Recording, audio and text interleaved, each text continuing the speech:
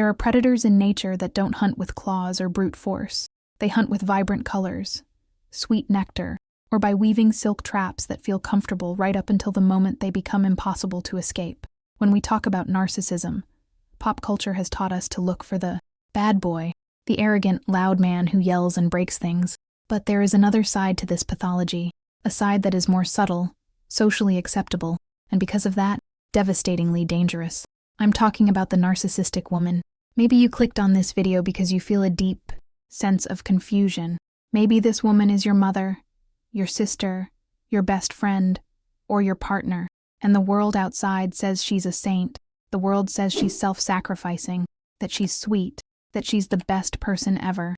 But behind closed doors, or between the lines of a Sunday lunch, you feel drained, diminished, and strangely guilty for even existing. You live your life walking on eggshells, not out of fear of a scream, but out of fear of a disappointed sigh, a cold stare, or a crying fit that will make you look like a heartless monster.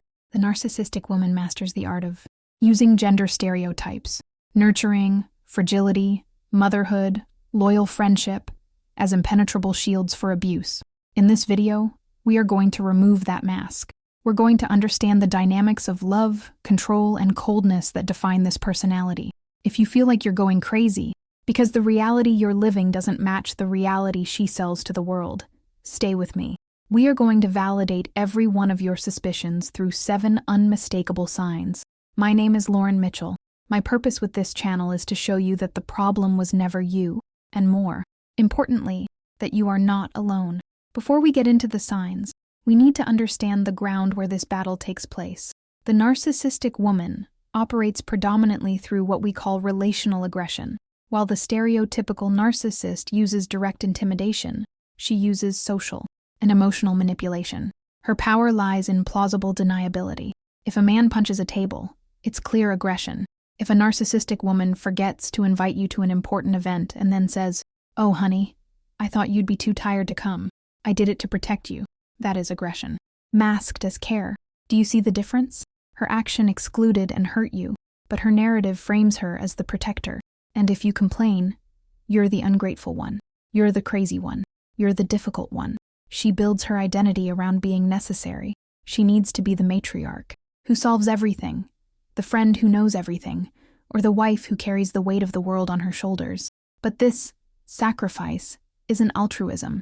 It's the currency she uses to buy your silence and your submission. It's a contract you never signed, but you're being forced to pay for it, with your soul. Society gives her the benefit of the doubt.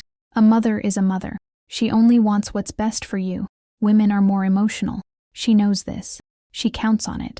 And that is exactly why her abuse is so isolating. No one believes the victim when the tormentor has the reputation of an angel. Now, let's deconstruct this angel, feather by feather, sign by sign. Sign number 1, competitive victimhood.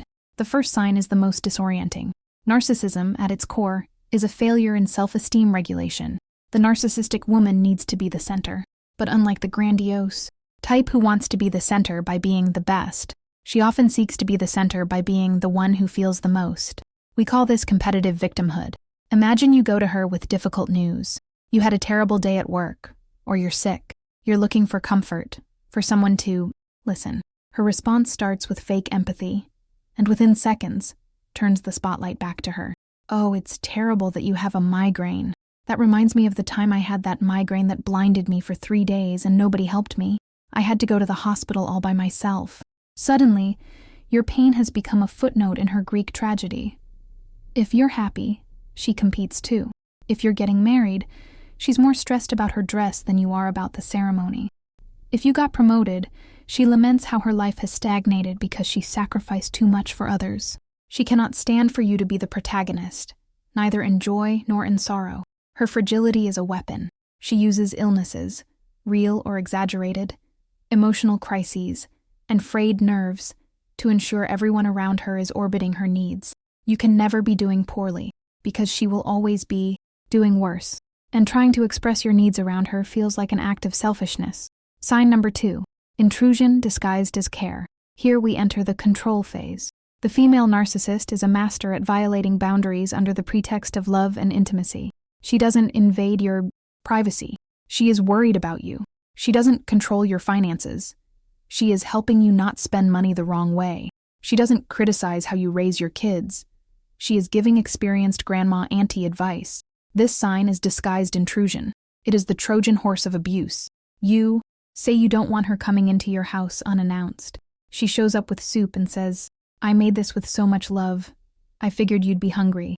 If you close the door, you're cruel. If you open it, you've taught her that your no means nothing if she has a good intention in her hand. She infantilizes you." The underlying message of all this excessive care is, you are incompetent. You can't manage without me. You need my direction. She tidies your drawers without asking, and finds things she shouldn't. She comments on your weight, saying it's for your health. She questions your partner, saying she just wants to see you happy. It is a slow suffocation. You feel like you are being loved and erased at the same time. And when you try to set a boundary, the response is always the martyr's indignation. After everything I do for you, this is how you treat me? Sign number 3. The character assassin. Triangulation. If the male narcissist uses fists or money to control, the female narcissist uses information. She is a social architect. The third sign is strategic gossip and triangulation. She needs to control the narrative. To ensure you have no support if you decide to rebel, she plants seeds of doubt about you in other people. She goes to your other family members or mutual friends and says, in a tone of deep concern, "I'm so worried about your name. She's been so unstable lately. She told me some strange things. Have you noticed she's drinking too? Much working, too much, being aggressive?" She destroys your credibility under the guise of concern. This is what we call character assassination. When you finally explode at her, a reactive response to abuse, she has already prepared the ground. People around you will look and think, "Wow, it's true, she was right. She's out of control." She also does the reverse. She brings information from third parties to you to create friction. Do you know what your cousin said about you? I defended you, of course, but she said you're irresponsible. She positions herself as the only loyal one, the only defender, isolating you from the pack so that she is your only source of validation. She divides to conquer. Sign number 4, punitive coldness and the silent treatment. We've reached the coldness phase. What happens when love and control don't work? What happens when you finally say a firm no and keep the door closed? The mask falls. The sweetness disappears instantly, replaced by polar ice. The fourth sign is the punitive silent treatment. It's not just being quiet, it's an aggressive presence of absence. She walks into a room and the temperature drops. She looks through you, as if you were glass. She responds in sharp monosyllables. For the narcissistic woman, affection is not an expression of love. It is a conditioning tool, like training a dog. If you obey, you get praise and love. If you disobey, the love is withdrawn. This creates terrible separation anxiety in the victim. You find yourself apologizing without knowing what you did, just so the atmosphere goes back to normal. What did I do? Why are you like this? And she'll respond, you know very well what you did. Or worse, it's nothing, I'm fine, with a look of absolute contempt. This tactic aims to emotionally destabilize the victim until they crawl back, begging for crumbs of attention, willing to give in on whatever boundary they had tried to set. Sign number 5, projecting her own malice. She accuses you of exactly what she is. If she is unfaithful, she accuses you of flirting with others. If she is envious, she says, everyone is jealous of her, or that you are jealous of her. A narcissistic woman frequently projects her insecurities onto appearance and youth. Narcissistic mothers, for example, often compete with their daughters. If you dress well, she says you look trashy. If you're happy, she says you're too hyper and headed for a fall. She projects her own internal darkness onto you so she doesn't have to deal with it. Sign number 6, pathological envy.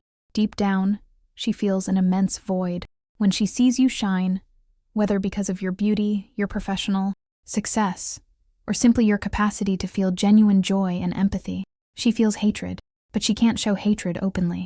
So she gives backhanded compliments. That dress looks great. It really hid those extra pounds. Congrats on the promotion. Too bad you won't have time for your family now, right? It comes at a high cost. She needs to put a stain on everything pure in your life. She cannot stand for you to have something that doesn't come from her or isn't about her. Sign number 7, the ledger of infinite debts. This is the final knot.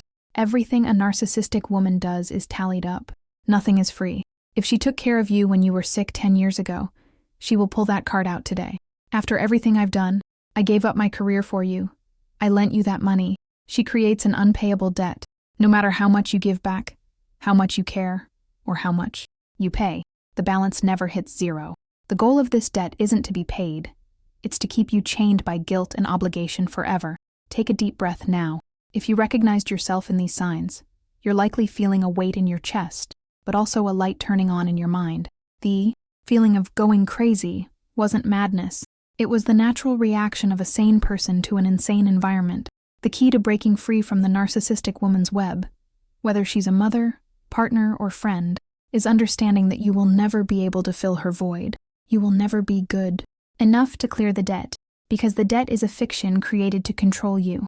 The love she offered came with handcuffs. The care was surveillance. The fragility was manipulation. Clarity is your superpower now. When she tries competitive victimhood, you won't try to fix her pain anymore. You will observe. When she uses silence, you won't chase after her. You will enjoy the peace. When she tries to assassinate your character, you will stand firm in your truth and in the people who truly know you, knowing that anyone who believes her gossip doesn't deserve to be in your life.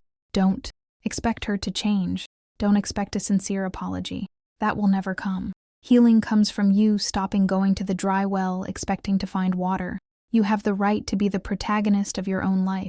You have the right to have secrets, to have success, to have boundaries, and to not carry the emotional weight of another adult on your back. Let go of the guilt. It doesn't belong to you. What belongs to you is the future that starts now. Free from the need to please someone who never, truly, saw you. Feel free to leave your story, your vent, or even a topic suggestion for the next video in the comments below. Access the link in the description to check out my ebook and the benefits of being a member of this channel. Click on the suggested video on the screen to stay with me, and remember, you are light. Never forget to shine.